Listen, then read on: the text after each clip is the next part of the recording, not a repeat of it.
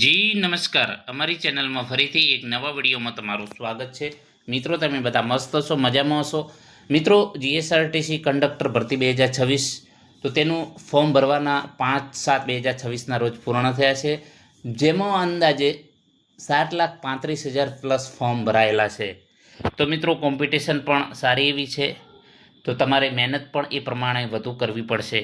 એક જગ્યા માટે 172 પ્લસ વિદ્યાર્થીઓ હરોળમાં ઊભા રહેશે, તો તમારે 172 પ્લસ જે વિદ્યાર્થીઓ છે એનાથી વધુ તમે માર્ક્સ લાવવાની તૈયારી રાખવી પડશે, તો તમારું સિલેક્શન થશે। આ યાદ રાખજો। તો એ પ્રમાણે તમારે તૈયારી કરવી પડશે। તો આપણે પણ જે સિલેબસ છે સિલેબસ પ્રમાણે વિડીયો બનાવીશું ડેલી બેઝ પર। તો તમે પણ જો ચેનલમાં નવા હો તો ચેનલમાં જોડાઈ જજો અને બીજા મિત્રોને પણ વધુમાં વધુ શેર કરજો, જેથી કરીને બીજા મિત્રો પણ જોડાય અને આપણને વધુમાં વધુ વિડીયો બને એ રીતે આપણે કોશિશ કરશું અને અમને પણ મોટિવેશન મળે કે તૈયારી કરનારા વિદ્યાર્થી મિત્રો છે તો આપણે પણ એ પ્રમાણે મહેનત કરાવીએ। અને પીડીએફ પણ તમને ફ્રીમાં મળશે। તમામે તમામ સિલેબસ તમને કમ્પ્લીટ કરાવીશું, જે પ્રમાણે હેલ્પરમાં અગાઉ જીએસઆરટીસી હેલ્પર 2024-25માં ભરતી આવેલી, તો એમાં સિલેબસ મેં તમામ સંપૂર્ણ ક્લિયર કરાવેલો, જેમાં આજે ઘણા વિદ્યાર્થી મિત્રો સરકારી નોકરી કરી રહ્યા છે। જો તમારું પણ સપનું કંડક્ટર બનવાનું હોય તો તમે પણ અમારી ચેનલને ફોલો કરી દો અને વધુમાં વધુ બીજા મિત્રોને પણ શેર કરો। તો મિત્રો, ડ્રાઈવર અને કંડક્ટર માટે આવનારી પરીક્ષા માટે ઉપયોગી સુરક્ષા અને પ્રાથમિક સારવારના 100 અગત્યના એમસીક્યુ છે।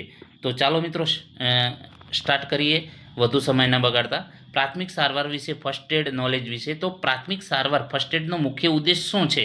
પ્રાથમિક સારવાર બરાબર, તો કે એનો ઉદ્દેશ્ય શું છે? તો કે ડૉક્ટર ન આવે ત્યાં સુધી જીવ બચાવવો અને સ્થિતિ બગડતી અટકાવવી એનો મુખ્ય ઉદ્દેશ છે, બરાબર। જ્યારે કોઈ અકસ્માત થાય છે અથવા તો જે કંઈ એક્સિડન્ટ થાય છે તો એમાં દર્દીને કંઈ વધારે વાગ્યું હોય તો એ લોહી નીકળતું હોય કે અન્ય, તો એને પાટાપીડી કરવી, જેથી એનો જે છે જીવ બચી જાય અને ડૉક્ટર આવે અથવા તો એમ્બ્યુલન્સ આવે એના પહેલાં આપણે જે સારવાર કરીએ છીએ એને પ્રાથમિક સારવાર કહીએ છીએ। અને એનો મુખ્ય ઉદ્દેશ કે ડૉક્ટર ન આવે ત્યાં સુધી જીવ બચાવવો અને જે સ્થિતિ બગડે છે તો એ અટકાવવી। પ્રાથમિક સારવારની કિટમાં નીચેનામાંથી શું અનિવાર્ય હોવું જોઈએ? તો પ્રાથમિક સારવારમાં જે છે એમાં એન્ટિસેપ્ટિક લોશન અને કોટન આ તો ફરજિયાત હોવું જોઈએ। એના પછી કોઈ વ્યક્તિ બેભાન થઈ જાય તો સૌથી પહેલાં શું તપાસવું જોઈએ? જો કોઈ વ્યક્તિ બેભાન થઈ જાય તો સૌ પ્રથમ એના શ્વાસ અને નાડી ચેક કરવા જોઈએ, બરાબર। સીપીઆરનું પૂરું નામ શું છે? તો સીપીઆરનું પૂરું નામ શું છે? તો તેનો સાચો જવાબ છે ઓપ્શન એ, કાર્ડિયો પલ્મોનરી રિસિસ્ટેશન, બરાબર। એ પ્રોનાઉન તમે એ પ્રમાણે કરી લેજો, પ્રોનાઉન્સિએશન। એના પછી વાત કરીશું સાપ કરડવાના કિસ્સામાં પ્રાથમિક સારવાર તરીકે શું કરવું જોઈએ? તો સાપ કરડવાના કિસ્સામાં પ્રાથમિક સારવાર તરીકે કરડેલા ભાગથી થોડે ઉપર હળવો પાટો બાંધવો અને વ્યક્તિને સ્થિર રાખવો। એના પછી વાત કરીશું રસ્તા પર અકસ્માત થયા ત્યારે તાત્કાલિક મેડિકલ સહાય માટે કયો હેલ્પલાઇન નંબર ડાયલ કરવો જોઈએ? તો 108। આ તો દરેકને ખબર જ છે। જો કોઈ વ્યક્તિને નાકમાંથી લોહી નીકળે છે, નસકોરી ફૂટે તો તેને કેવી રીતે બેસાડવો જોઈએ? તો કોઈને નસકોરી ફૂટે છે તો માથું સહેજ આગળ નમાવી તેને નાક 5-10 મિનિટ નરમ ભાગથી દબાવી રાખવું જોઈએ। એના પછી હીટ સ્ટ્રોક એટલે કે લૂ લાગવી, એમાં દર્દીને સૌથી પહેલાં ક્યાં લઈ જવો જોઈએ? તો હીટ સ્ટ્રોક લાગે છે, લૂ લાગવી, તો એમાં ઠંડી છાંયડાવાળી અને હવા ઉજાસવાળી જગ્યાએ લઈ જવો। હાડકું ભાગી ગયું હોય ત્યારે પ્રાથમિક સારવારમાં શું કરવું જોઈએ? તો હાડકું એટલે કે હાડકામાં ફ્રેક્ચર થયું છે તો તે ભાગને બિલકુલ હલાવ્યા વિના સપોર્ટ આપવો, બરાબર। સામાન્ય દાઝી જવા માટે માઇનોર બર્ન ત્વચા પર સૌથી પહેલાં શું કરવું જોઈએ? તો 10થી 15 મિનિટ ઠંડુ પાણી વહેતું પાણી રેડવું, જે ઠંડુ પાણી છે, બરાબર। એના પછી કટોકટીની સ્થિતિમાં એબીસીમાં એનો અર્થ શું છે? કટોકટીની સ્થિતિમાં એબીસીનો અર્થ છે એરવે, બરાબર। પ્રાથમિક સારવારમાં બીનો અર્થ શું છે? તો બ્રેથિંગ એટલે શ્વાસોશ્વાસની જે ક્રિયા છે, બ્રેથિંગ, બરાબર। પ્રાથમિક સારવારમાં જે સીનો અર્થ શું છે? તો સર્ક્યુલેશન, લોહીનું પરિભ્રમણ। એના પછી આર્ટિફિશિયલ રેસ્પિરેટેશન ક્યારે આપવામાં આવે છે? જે કૃત્રિમ શ્વાસ ક્યારે આપવામાં આવે છે? જ્યારે દર્દી જાતે શ્વાસ ન લઈ શકતો હોય ત્યારે. જો કોઈ વ્યક્તિ ઝેરી કેમિકલ પી જાય તો પ્રાથમિક સારવાર આપતી વખતે શું સાવચેતી રાખવી? તો પોલીસને કહ્યા વગર જાતે ઉલટી ન કરવી જો એસિડ હોય તો. એના પછી દર્દીને શોક લાગ્યો હોય ત્યારે તેના પગ કેમ સહેજ ઊંચા રાખવામાં આવે છે? તો દર્દીને શોક લાગ્યો હોય ત્યારે મગજ તરફ લોહીનો પ્રવાહ વધારવા માટે. ગંભીર રક્તસ્રાવ હેવી બ્લીડિંગ થતું હોય ત્યારે શું કરવું જોઈએ? તો ઘા પર સાફ કપડું કે જંતુ રહિત પેડ મૂકીને સીધું દબાણ આપવું. જો આંખમાં કોઈ કેમિકલ અથવા તો કચરો પડી ગયો હોય તો સૌથી પહેલાં શું કરવું જોઈએ? તો સ્વચ્છ પાણીથી ધીમે ધીમે આંખોને સારી રીતે ધોવી. કૂતરો કરડવાના કિસ્સામાં તુરંત ઘાને શેનાથી સાફ કરવો જોઈએ? તો વહેતા પાણીને સાબુથી ઓછામાં ઓછું 10-15 મિનિટ. એના પછી ગળામાં ખોરાક કે વસ્તુ ફસાઈ જવાથી શ્વાસ રૂંધાય ત્યારે કઈ પદ્ધતિ અપનાવાય છે? તો REF એટલે કે હેમલિચ મેન્યુઅર, બરાબર, મેન્યુઅર, પેટ પર દબાણ આપીને. તો ઓપ્શન જે છે એ સાચો જવાબ છે, પેટ પર દબાણ આપી.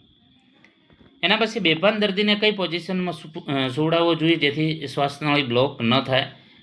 તો તેને એક પડખે સુવડાવવો જોઈએ.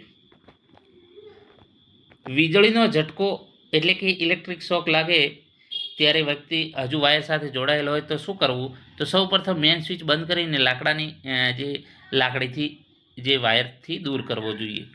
મચકોડ આવવા માટે કઈ પદ્ધતિનો ઉપયોગ પ્રાથમિક સારવારમાં થાય છે? તો RICE પદ્ધતિ, બરાબર, રેસ્ટ આઈસ કમ્પ્રેસર અને ઇલેવેશન. પ્રાથમિક સારવાર આપનાર વ્યક્તિને શું કહેવાય છે? તો ફર્સ્ટ એઇડર. જો કોઈ વ્યક્તિને વાઈનો હુમલો હોય, બરાબર, તો શું કરવું જોઈએ? તો તેની આસપાસની જે તીક્ષ્ણ વસ્તુઓ હટાવી લેવી અને માથા નીચે ગરમ કપડું મૂકવું. ડાયાબિટીસના દર્દીનું સુગર અચાનક ઘટી જાય અને તે ધ્રુજવા લાગે તો પ્રાથમિક સારવારમાં શું આપવું? તો ગ્લુકોઝનું પાણી, ખાંડ કે ચોકલેટ તુરંત આપવી. ફર્સ્ટ એડ કિટમાં રહેલ બર્ન હીલ ક્રીમ શેના માટે વપરાય છે? તો દાઝેલા ભાગ પર લગાવવા માટે. જો ઘામાંથી લોહી નીકળતું બંધ ન થાય તો પાટો ન હોય તો શું વાપરી શકાય? તો સાફ સુથરાવું કપડું કે રૂમાલ. પ્રાથમિક સારવાર કિટની એક્સપાયરી ડેટ ક્યારે ચેક કરવી જોઈએ? તો નિયમિત અંતરે દર 3 થી 6 મહિને.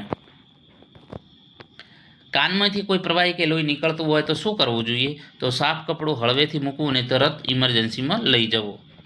જંતુરહિત ડ્રેસિંગનો અર્થ શું થાય? તો જીવાણુ અને બેક્ટેરિયા મુક્ત પાટો. જો શ્વાસ બંધ થાય અને નાડી ચાલુ હોય તો શું કરવું જોઈએ? તો માત્ર કૃત્રિમ શ્વાસોશ્વાસ આપવો જોઈએ. હૃદયરોગનો હુમલો આવવાના લક્ષણો કયા છે? તો છાતીમાં અસહ્ય દુખાવો, ડાબા હાથમાં દુખાવો અને ખૂબ પરસેવો થવો. હાર્ટ એટેકના દર્દીને જો હોશ હોય તો કઈ દવા ચાવવા આપી શકાય? તો એસ્પિરિન. જો કોઈ વ્યક્તિ ગરમ વરાળથી દાઝી જાય તો તેને કયા પ્રકારની ઈજા કહી શકાય? તો દાઝવાની ઊંડાઈ પર આધાર રાખે છે. પ્રાથમિક સારવાર આપતી વખતે નીચેનામાંથી કયો ગુણ હોવો જરૂરી છે? તો શાંત, ધીરજ અને ત્વરિત નિર્ણય શક્તિ. બરાબર, તો શાંત હોવો જોઈએ, ધીરજવાન હોવો જોઈએ, ત્વરિત નિર્ણય શક્તિ ધરાવતો હોવો જોઈએ. અકસ્માતમાં જે ઘાયલ વ્યક્તિને હોસ્પિટલ પહોંચાડનાર મદદગારને કયા કાયદા રક્ષણ આપે છે? તો ગુડ સમરિટન લો. જો કોઈ વ્યક્તિને મધમાખી કરડે તો પ્રાથમિક સારવાર શું કરવું જોઈએ? તો ચીપિયા વડે ડંખ દૂર કરવો અને તે ભાગ સાબુ પાણીથી ધોવો. બાળકોમાં શ્વાસ રૂંધાવાનું મુખ્ય કારણ શું હોઈ શકે? નાની વસ્તુઓ, સિક્કા કે રમકડા ગળી જવાના લીધે. પુખ્ત વ્યક્તિને CPR આપતી વખતે છાતી દબાવવાનો દર કેટલો હોવો જોઈએ? તો દર મિનિટે 100 થી 120 કોમ્પ્રેશન. CPR આપતી વખતે કોમ્પ્રેશન અને શ્વાસનો રેશિયો કેટલો હોય છે? તો 30 કોમ્પ્રેશન અને 2 શ્વાસ, બરાબર. દર્દી અર્ધબેભાન હોય ત્યારે તેને પાણી કે પ્રવાહી કેમ ન આપવું જોઈએ? તો તે શ્વાસનળીમાં જઈને શ્વાસ રૂંધી શકે છે. જો ઘામાંથી કાચ કે લોખંડનો ટુકડો અંદર ખૂપી ગયો તો શું કરવું જોઈએ? તો તેને જાતે ખેંચીને બહાર ના કાઢવો, આજુબાજુ પાટો બાંધી સ્થિર કરવો. શરીરમાંથી પાણી ઓછું થઈ જવું એટલે કે ડિહાઇડ્રેશન થવા માટે પર શું આપવું જોઈએ? તો ORS, ઓરલ રિહાઇડ્રેશન સોલ્યુશન અથવા તો લીંબુ શરબત આપી શકાય. જો કોઈ દર્દીને કરોડરજ્જુમાં ઈજા થઈ હોય તો તેને કઈ રીતે ખસેડવો? તો તેને સ્પાઇન બોર્ડ કે સ્ટ્રેચર પર શરીર બિલકુલ વળ્યા વગર સીધું રાખીને. તો મિત્રો, આ મોસ્ટ IMP આવા પ્રશ્નો છે. પ્રાથમિક સારવારમાં વપરાતી ત્રિકોણાકાર પટ્ટી શેના માટે ઉપયોગી છે? તો હાથ કે ખભાને સપોર્ટ આપવા માટે, સ્લિંગ જોડી બનાવવા માટે. એના પછી તબીબી ભાષામાં ટુર્નિકેટ એટલે શું? તો કે અતિશય લોહી વહેતું રોકવા માટે અંગ પર જોરથી બાંધવામાં આવતો પટ્ટો, એને ટુર્નિકેટ કહેવામાં આવે છે. જ્યારે કોઈ વ્યક્તિ ખૂબ લાંબા સમય સુધી બરફ કે અતિશય ઠંડીમાં રહે તો તેને શું તકલીફ થાય? તો હાઇપોથર્મિયા, બરાબર, તાપમાન ઘટી જવું. ઓપ્શન બી સાચો જવાબ છે.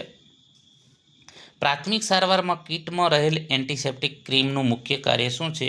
તો એનું મુખ્ય કાર્ય છે ઇન્ફેક્શન અટકાવવું, એટલે કે ચેપ અટકાવવું. ઓપ્શન એ સાચો જવાબ છે. ગોલ્ડન અવર એટલે કયો સમયગાળો? આ પ્રશ્ન પૂછાયેલો છે ઘણી વખત. તો કે અકસ્માત પછીનો પ્રથમ કલાક, જેમાં તાત્કાલિક સારવાર મળતા જીવ બચાવવાની સંભાવના સૌથી વધુ હોય છે, બરાબર. તો એને ગોલ્ડન અવર, જે સમયગાળો 1 કલાકનો, જે અકસ્માત પછીનો જે સમયગાળો છે એને. હવે